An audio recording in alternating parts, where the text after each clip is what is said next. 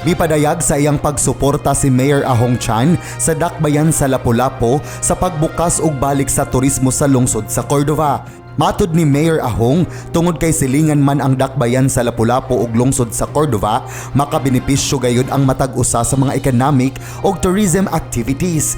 Gidayeg usab ni Mayor Ahong ang programa ug tumong ni Gobernador Gwen Garcia nga ibalik ang tourism activities sa lalawigan sa Sugbo aron mabuhi pagbalik ang ekonomiya dinhi, kay mauman kini ang nag-unang economic driver dinhi sa lalawigan. Gani, aniya kita karon aron ipadayon ang atong hugot na suporta sa lokal na kagamhanan sa Cordova sa ilang reopening, sa ilang turismo, tungod kay atong giisip ang Cordova nga usa ka igsoon sa dakbayan sa Lapu-Lapu. Ang kalambuhan sa turismo sa Cordova, kalambuhan usab sa turismo sa dakbayan sa Lapu-Lapu.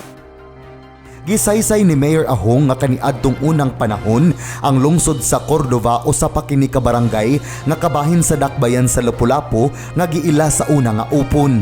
Ang Cordova ug upon naa nahimutang sa usa ka isla nga mao ang Mactan Island. Apan tungod kay nahimo naman nga progresibo ang Cordova, nakabaton kini sa iyang status isip buwag na nga local government unit ug nahimo kini nga lungsod. Matud ni Mayor Ahong, ang kaayuhan sa Cordova mahimo usab na kaayuhan sa Lapu-Lapu ug vice versa, ug tungod ni ini dili mahimo nga mag-iya-iya ug kinahanglan gayud ang duha mo suporta sa usag-usa. Saludo kay ko nga siya ang ato ang nahimong gobernador sa Sugbo.